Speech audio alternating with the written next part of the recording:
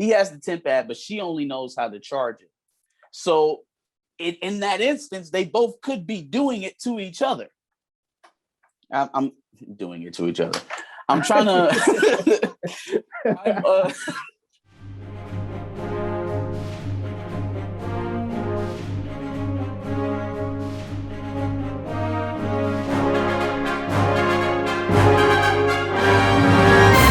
Make sure you tune in every Thursday at 10 a.m. for our episode reviews. Appreciate it. Loki episode 3.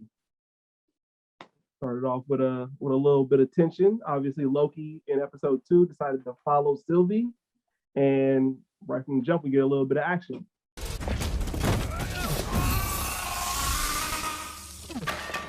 Thoughts? Yeah, man. So started out with the agent that they kidnapped in what, episode 2? C-20. C-20. Or the episode 2, that was when they kidnapped her. I thought it was interesting that there's another layer to the enchantment. It's not just her taking control of their bodies. Like, she's actually simultaneously probing their mind while she's manipulating their thoughts and memories. Yeah, as she's warring their physical body. So I thought that was a interesting Easter egg because of the last part of episode 3 that we got. Yeah, no, it was definitely weird that, you know, she manipulated the thought and brought them to an Applebee's, basically, so she could find the location of the Timekeepers. But she got what she wanted, so you know, I can't be mad at that. Right. For sure. I feel as though, first of all, what is this weird kind of chemistry with Loki and his self? This relationship alternate reality thing that they got. Like, she tried to enchant him, and then they got locked into this like holding each other kind of thing, which is really weird. It's like that is you and you are him. You are me. Like, what do you call that? Like, when you're just super attracted to yourself? Narcissism? Love yourself. Love yourself, man. King. That's okay. Anyways. And they had this weird chemistry going throughout the entire episode. Like, this just weird back and forth. Like, we hate each other, but we kind of love each other. Like, so what's the plan? Can you shut up? Just because I have to work with you doesn't mean I want to hear your voice. Well, slow down, variant. It switched from like odd sexual tension to like weird sibling rivalry. Like, I feel like they just kind of threw a bunch of lanes out there and didn't pick one. Yeah, no, I agree. You know, this episode was a little weird to me, not only because it was hella short, right? This episode, like, all the way up until the rolling of the credits, was only like 36 minutes.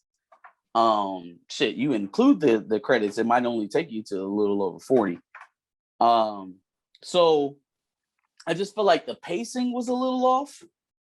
But however, I do feel as though we got some nuggets, right? We got some pieces that were relevant to what's going on, and at least advancing the story a little bit. The first part I thought was interesting was that we learned that the workers or the agents at the TVA weren't created there like we initially got from Mobius in the earlier episodes. They are actually variants themselves. What did you say? Before she joined the TVA? Yeah, she was just a regular person on Earth. Regular person? I was told that everyone who works at the TVA was created by the Timekeepers. That's ridiculous. They're all variants, just like us. They don't know that. It wasn't one that I was ready to leap out or go out on a leap and say that, you know, that was like one of my official, you know, thoughts. You know, I've seen it floated out there with other people, but I hadn't committed to that just yet. but we definitely got a confirmation here in episode 3. I don't know, man. Like, so if they're all variants at the TVA, I'll be interested to see, like, of who. That is an interesting thought. Of who? Because I mean, they could, at this point, they could literally be variants of anyone. Could they potentially be variants of other characters, superheroes, Avengers? That's kind of my thing. Like, so even with this quote unquote Loki variant, right? Do we even wholly trust that? She doesn't want to be called Loki. Her power set is similar but different. So my question is, she doesn't want to be called Loki because is it possible that she's not Loki? Like, it sounds like her background story is a little bit different. You know, she goes by Sylvie. I've seen some, I don't know the comics like you do, so I don't know for sure if this is what is in the comics or not, but is she known as just the Enchantress and she's not actually Loki? Or is that, I don't know. Like, is it possible that she is not actually the Lady Loki that we were, looking for? Since this is this person, Enchantress, or Sylvie, whatever we're calling her at this point, is the only iteration of a variant or the only instance that we've seen a double pop up. It's kind of hard to tell, right? Is Loki Jedi mind tricking her? Remember, she went to sleep during the train ride. True. So did he somehow learn how to enchant her, and he's giving her the same kind of mental massaging that she was giving to C-20? It's a possibility. Or is she just altogether a different variant? Right? If you remember when Mobius was going through all of the Loki variants that they had, right? He was going through the Rolodex of all the ones that they vlogged. Yeah, her face never popped up. Her face never came up. And you would think that all of the stops that they had been outgunned, outmanned by this variant, they would at some point have a picture of her, have some sort of image of her, if it's nothing else but the cloak. If it's nothing else but just the cloak of her, you would think that they have some sort of log of what she looks like. I thought that was interesting. Yeah, no, that kind of makes sense. Like, at least have some sort of Grim Reaper-esque insignia of her, like, even if it's not, an actual picture of her. So as we see them leave the little like shelter that they were in originally, they come up on this old lady's house and they try to get some answers to where they can get some power potentially. And the scene where Sylvie walks up and kicks the door in kind of reminded me a little bit of Kill Bill.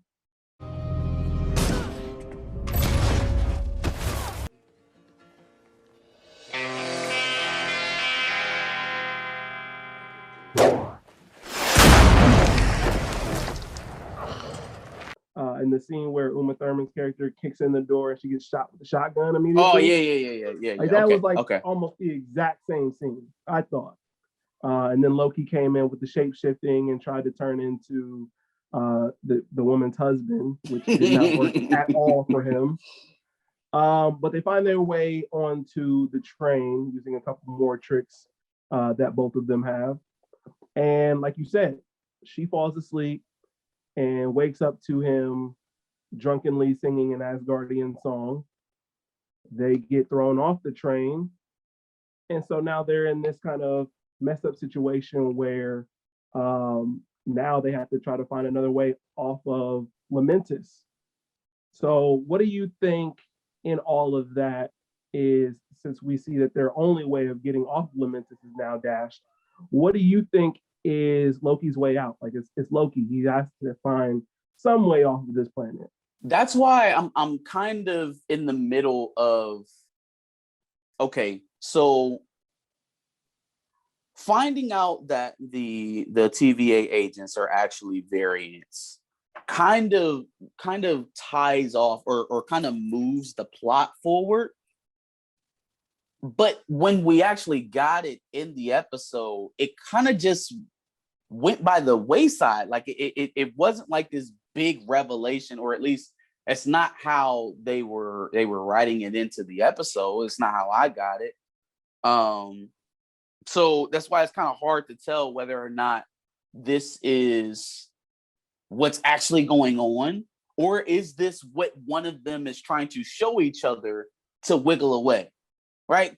Because remember, we're dealing with quote unquote Lokis. So you can only take so much of what they're showing or what is being seen right now as you know, factual. I thought it was interesting that she went directly back to the TVA off of her setting those bombs off, because she claims that she doesn't want to rule the TVA. She doesn't want to go along with Loki's scheme to try and you know, take control of the Time Variance Authority. But yet the first thing she does off of the heels of all the chaos that she's causing is try to get to the Timekeepers. Yeah. So there's definitely something bigger here. I think she has a little bit more knowledge of the TVA than she's letting on. Loki, if this is his enchantment to the variant, I feel like he's digging to figure out what she knows. He's using his enchantment to get her to finally just let loose and give whatever it is she's holding back. So maybe it's like maybe it's the con working the con man to get her guard down so that he can actually get in there. Because I mean, he can't overwhelm her physically. We've seen that was a stalemate. Their power sets seem to offset somewhat. He's able to, you know, obviously do all the shape shifting, the teleporting or whatever, the disappearance, her enchantment. It seems to set each other off a little bit. So maybe they're just playing in each other's minds. Like, I don't know. I'm kind of mind screwing myself thinking about it, but maybe without any arc to get off of that planet, and we know this is a doomsday event, the only other way that I see them happening or see them getting out of that is if they run into another TVA agent, is if Mobius or someone sees all the different timelines that they've set off, or all the different Nexus events that they set off when she set off that bomb. And Lamentis was just one of the ones that maybe he just chose to go to later, to check later down the list. So he went to all the other spots looking for them. And Lamentis just ended up being one of the later ones down the line. Maybe that's why. But I don't know. I'm still leaning more so towards it being an enchantment. I just don't know whose it is. I don't know if this is... If it's Sylvie's enchantment on Loki, or if it's Loki trying to convince her to give up more information so that he can gain an upper hand in the situation. And the tough part about deciding whose enchantment it is that he had the TemPad, but she knows how to, you know, get power to it and basically get them home. So like both of them have like it could be they have a piece of it, right? Everybody has a piece of the equation. He has the TemPad, but she only knows how to charge it. So in that instance, they both could be doing it to each other. I'm doing it to each other. I'm trying to. I mean, that's kind of going with the theme of the episode a little bit. No, side note, right? So they came out they did the little promo thing where they showed Loki's ID and his gender is gender fluid, right? But then I thought it was a little weird. She asked him the question about, I'm sure you're running around with a bunch of princesses or maybe a prince. How about you? You're a prince. Must have been would-be princesses, or perhaps another prince. A bit of both. I suspect the same as you. So, and again, it's probably a little bit even blasphemous for me to be exerting this, but from what little knowledge that I have of the ever-flowing LGBTQ spectrum, bisexual and gender fluid are not the same thing, right? Correct. Then why are we throwing out these little what am I trying to say here? These little nuggets of LGBTQ representation, but not fully committing to any of them. Like, you haven't committed to making Loki bi or gay or trans or whatever it is that you're hinting at. So if you're not going to do it, why keep teasing it? It's almost like a pander. Now, I who am I to say that they're pandering to that community, which that I'm not of, right? So who am I to say that? I guess let us know if you felt any type of way about the product. They were pandering a tiny bit with Falcon and the Winter Soldier. Like, they kept doing these little things to like nod at the LGBTQ community with both Falcon and the Winter Soldier, like the little therapy scene. We're gonna talk about that. We are going to talk about that on Sunday. Save that. Remember, you brought that up. No. Remember, you brought that up because we're going to talk about that. I just thought it was funny because it's like, all right, cool. If that's the way you're going with the show, well, then do it. We had the kind of the same kind of criticisms with Falcon and the Winter Soldier. Just that this is supposed to be a series about race, and so for so long in that show, I mean, it was only 6 episodes, but at least for the first 4, it felt like they were dancing around it. Like, it's like, oh, we're going to give you a little bit, but we're not going to have the black character talk about it. We're not going to have the main character in the show acknowledge it.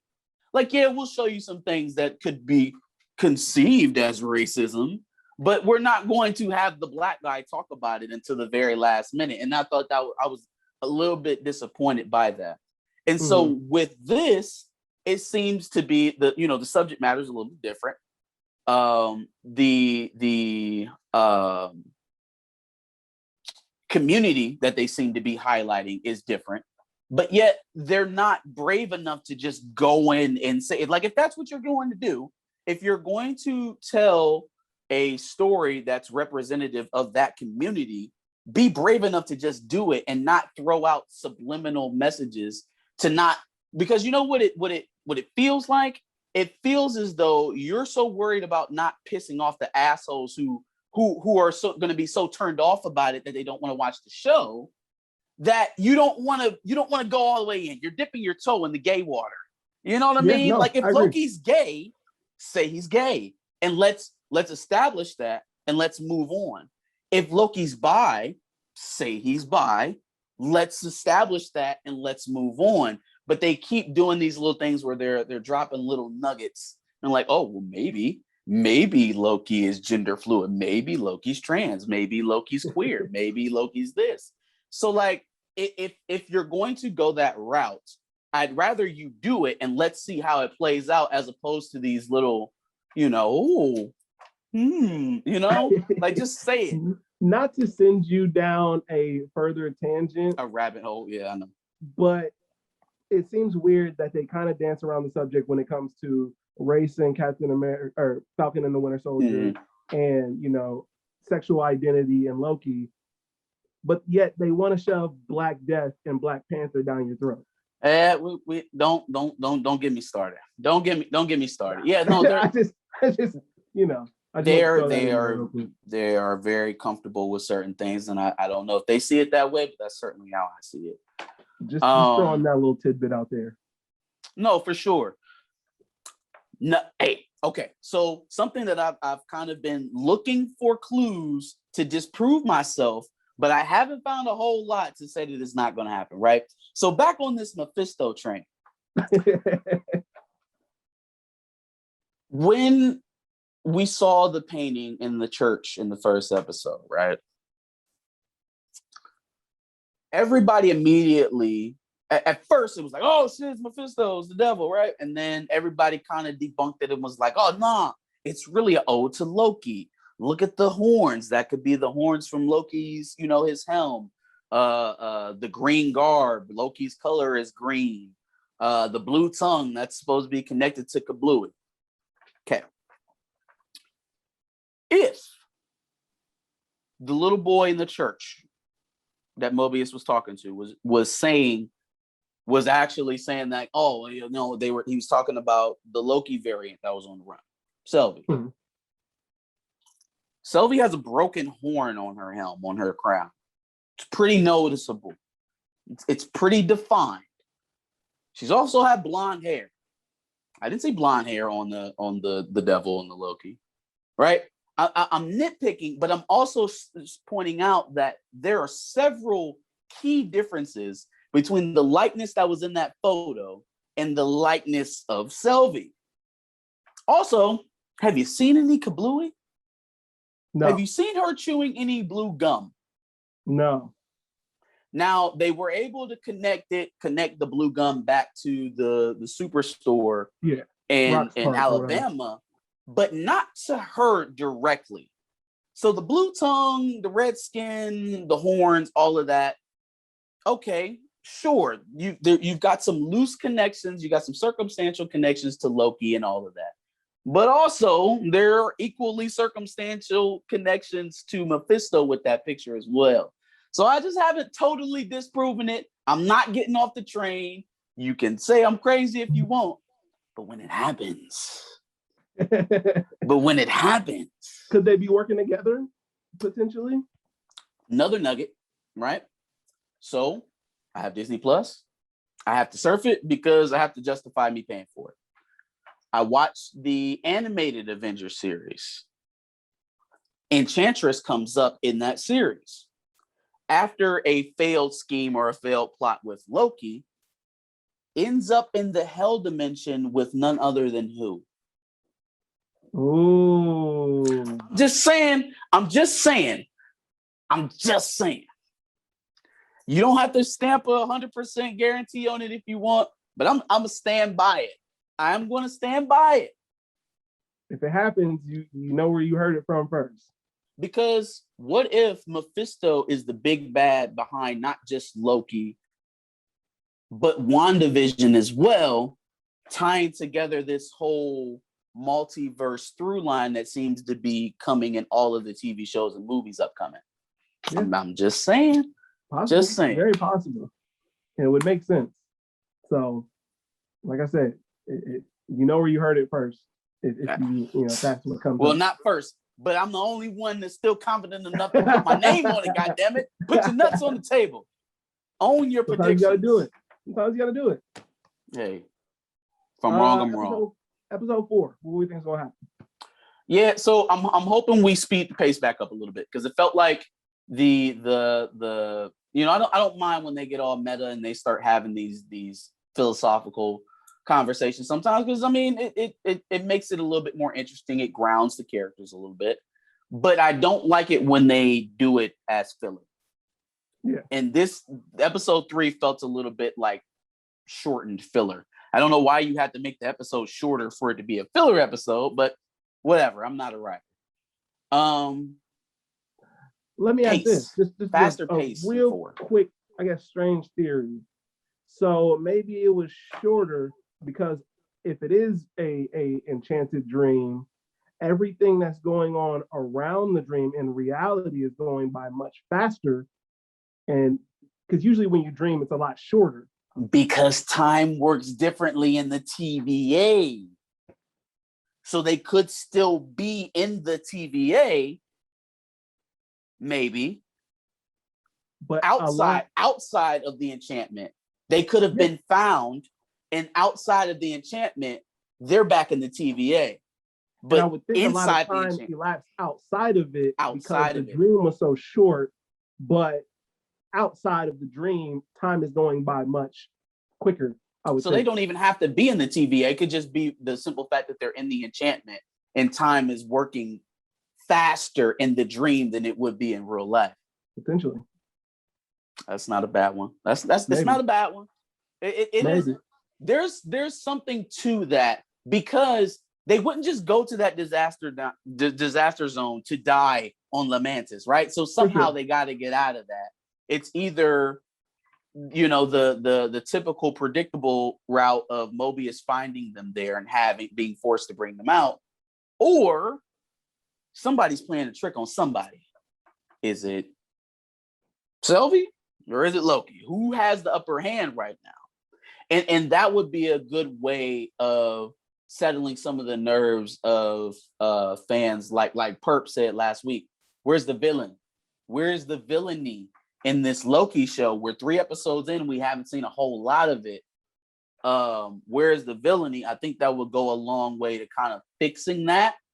If it turns out that Loki was able to hone this skill on the fly and, you know, kind of red herring this whole thing and be the eyes behind the curtain instead of, you know, Sylvie. Could be a lot of ambiguity, a lot of fluidity. We'll see for sure. I'm definitely excited to see next week. Got Just My Opinion reviews on next week, so we'll review with him, and hopefully we get a better episode. Hey! Where y'all going? Where y'all going? Thanks for watching another Back of the Bus Squad episode. Make sure you like, comment, subscribe. Want to check out another episode related to this? Go ahead and click that video to the left. And if you want to catch up on some of our other episodes, make sure you click the playlist below.